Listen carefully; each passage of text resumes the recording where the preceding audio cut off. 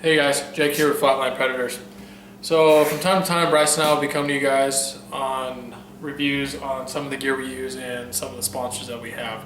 So today I'm going to talk about an AR that I built for coyote hunting.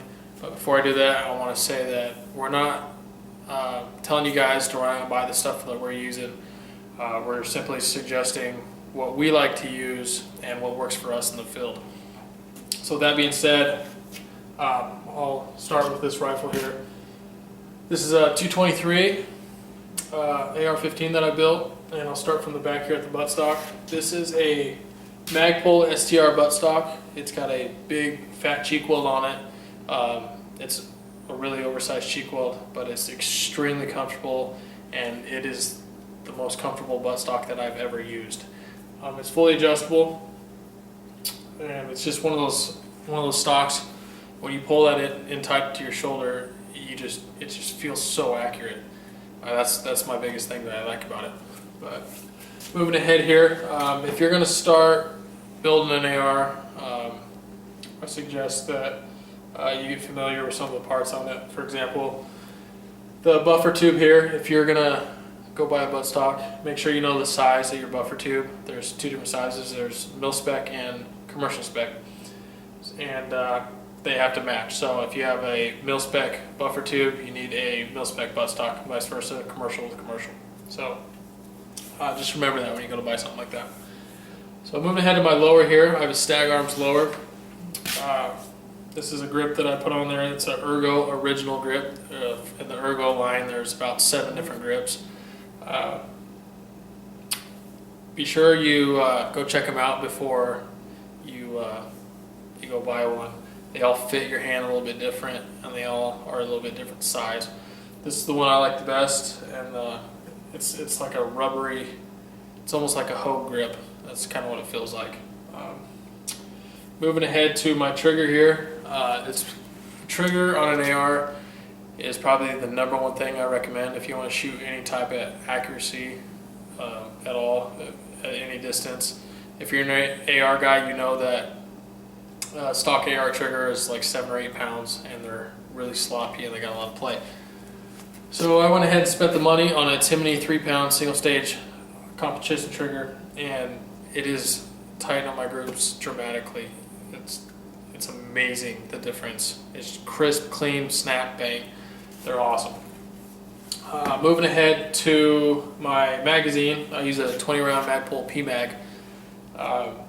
I don't like using 30-round magazines for coyote hunting. I feel like, my personal opinion, that there's really no need for them. If that's all you got, then that's fine. But I feel like they get in the way, and it's just more weight to carry. I've personally never even shot 20 rounds on a set. I've never even shot 15 rounds on a set. So 20 rounds is nice to have in case you do call on a double or a triple. That first shot's going to be on the money, but after that you're probably going to be shooting at a running dog. Moving up to my upper receiver here, my charging handle, I have an extended latch on here. If you have a normal rifle scope on an AR, it's going to stick out past your charging handle most likely, unless you got a weird eye relief. It's an awesome tool to have. When your fingers are cold, it's hard to get up under here and get that pulled back.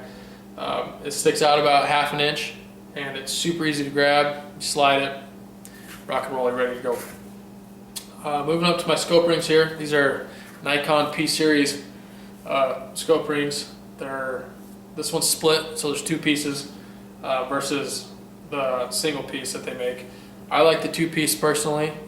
It gives you a little bit more play to get your eye relief just right, and I feel like I can tune it in a little bit more to getting my eye relief exactly where I want it. It just gives you more play on the scope. You can adjust and move them closer together or farther apart depending on what you need to do. So moving up to my scope here, I have a Vortex Diamondback scope with the BDC reticle. If you look up in this corner, you can see the reticle that I have on that. Thing about the reticle, I think that if you do a lot of coyote hunting, you're going to call in some dogs that have been called before or call shy, and they're going to sit and hang up at 300, 400, 500 yards. Instead of guessing, taking yourself out of the game, you can use a tool like this to put yourself right back in and kill that dog. If you go to vortexoptics.com, you can go to the LRBC page, which is their long-range ballistic calculator. You can put in what caliber you're shooting, what range you're shooting, and the ballistic coefficients, and it'll tell you exactly what each reticle is on that, or what each mark is on that reticle in your scope. And that's just an estimate, so you need to go out and shoot it. I did this, and you know, it was almost right on the money. So, but just to be safe, I'd go out and shoot it.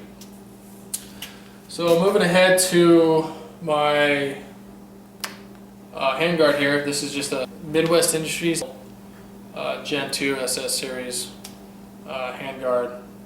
It's flat dark earth. Doesn't really do anything. It's more for looks than performance. And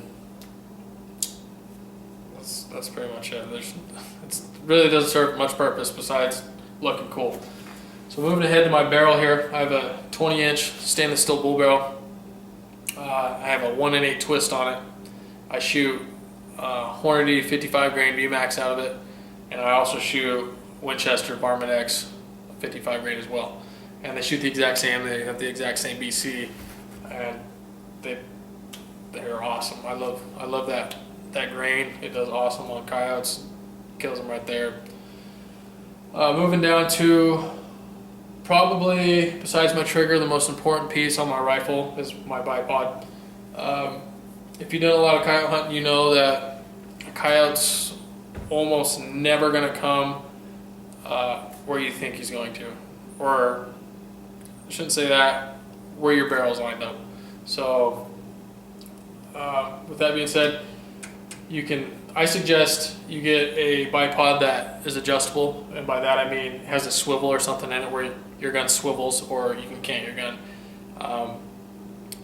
Where I hunt here in Oregon or Idaho,